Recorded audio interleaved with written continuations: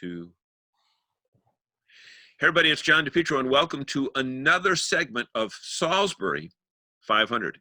Yes, you're wondering where the name Salisbury 500 comes from. Well, it's where Assumption College is located, 500 Salisbury.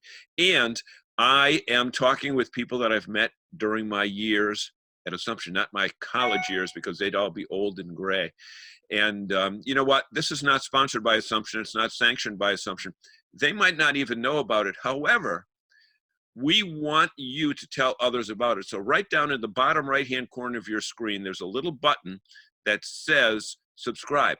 Hit that button, and then a little bell will appear. And when you hit the bell, every time we come out with a new edition of Salisbury 500, you'll be the first to know.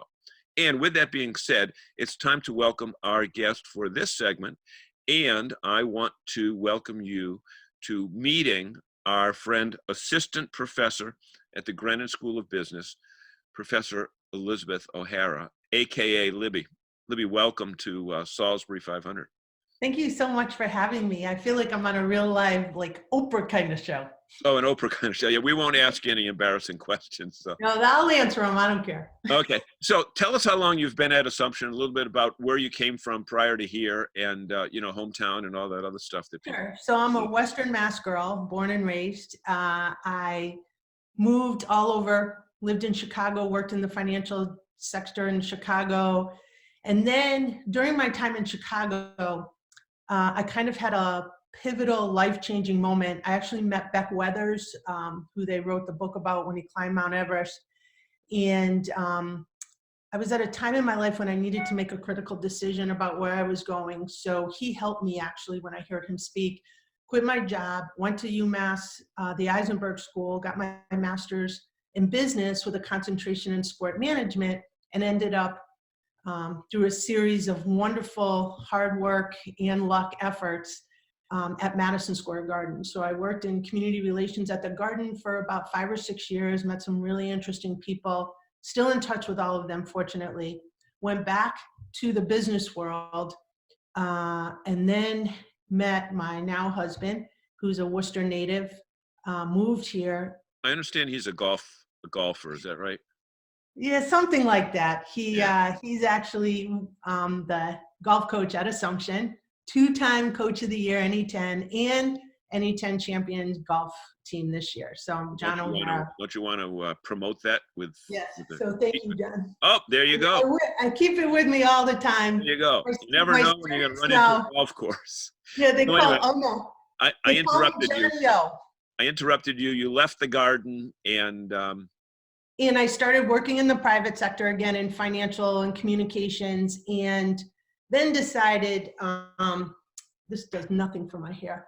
Then decided, I know I need a haircut, this is killing me, to embark on teaching. And I was fortunate enough to have met Frank Vanna through my husband, another Board of Trustee member, a Hound alum.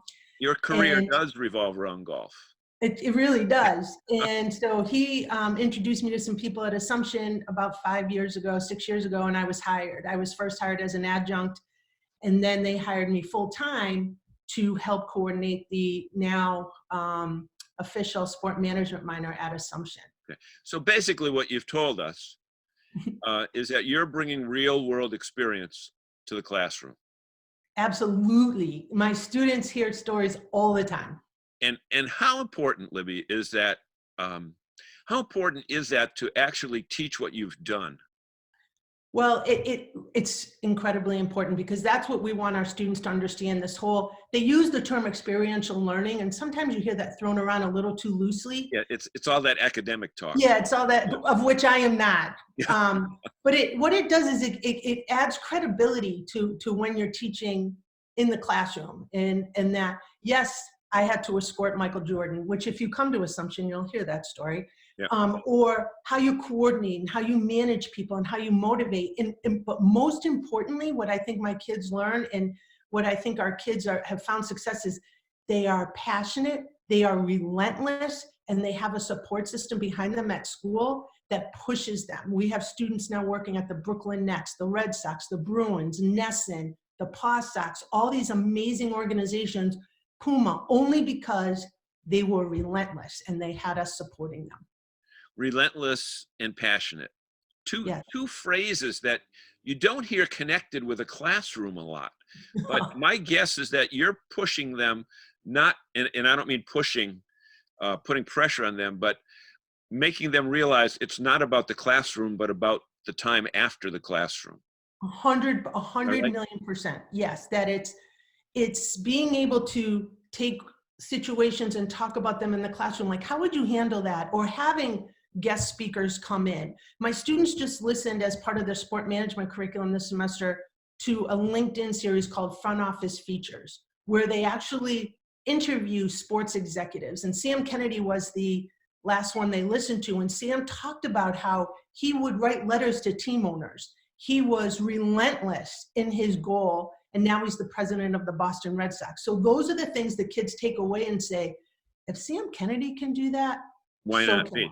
Why not me? Exactly. Because you know what? It's kind of interesting that in sports, it's all about failing during practice and Yes. realizing that in baseball, the guy who wins the not the MVP, but the batting championship, might have a 300 batting percentage, which means they've made outs 7 times out of 10 times up, but yet they still persisted and became the champion. Tell me some of the, you don't have to mention names, but right now, some of the most recent graduates, some of their success stories. Oh, sure. So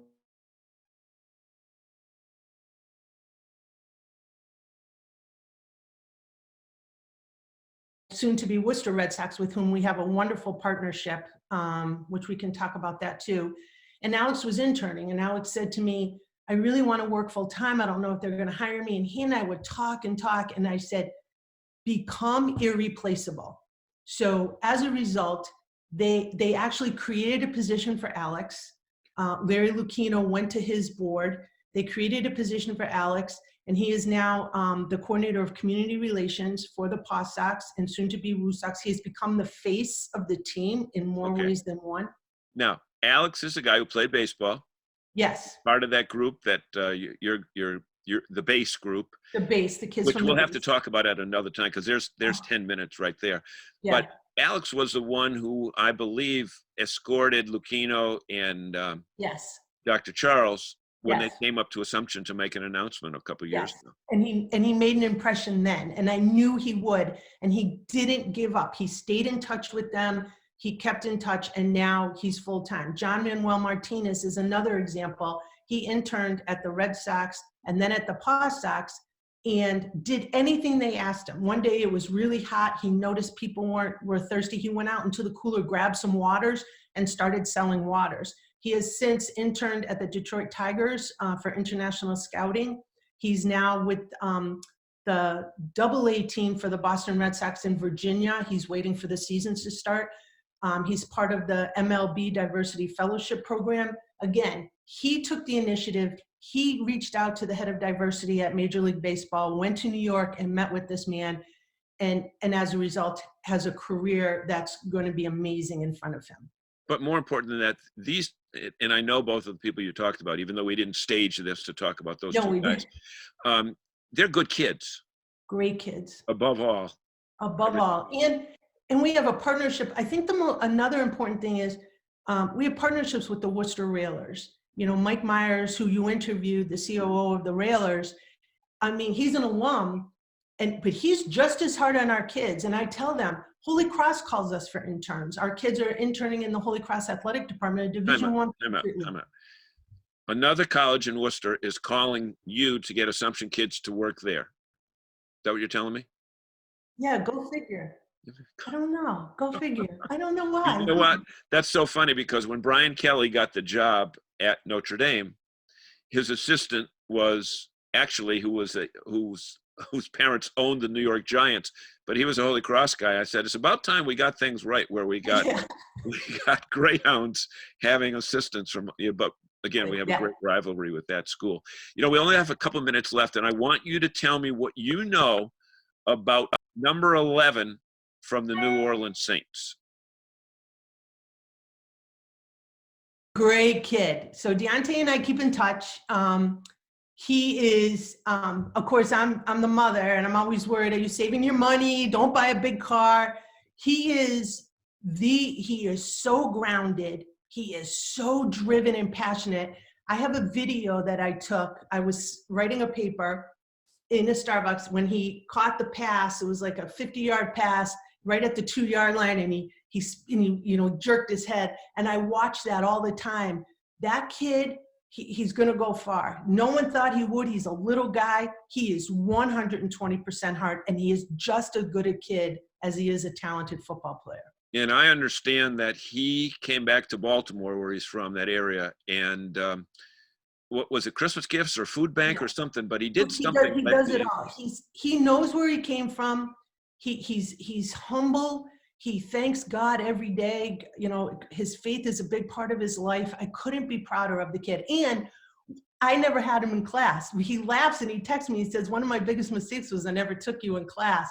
But yet he knows. He knows who loves him. He knows who supports him. We could not be more proud of that kid, not just for his on the field accomplishments, but what he does off the field. And he's driving a Honda. Thank God. Okay, so he's not getting stuck. He's not getting raised. He has a wonderful family too. He has a wonderful family who keep him grounded. His mother manages him, so it's all good. Good, great, super. So what we want to do is, we are out of time for this segment, but there's so many stories. Will you do me a favor and come back at another time? We'll talk about other kids. And you know me, I like to talk almost as much as you. Yeah, exactly. I think this time you did, so that's pretty I know. But Libby, we want to thank you so much for being with us, and thank our audience for joining us. And folks, stay tuned to this YouTube channel, because we're going to have more and more of these programs as they become available. And we've got about 15 done right now, and we've got about 15 all ready to go. And it's all about good people doing good things. So with that being said, thank you for joining us for this edition of Salisbury 500. My name is John DePietro, and go Hounds.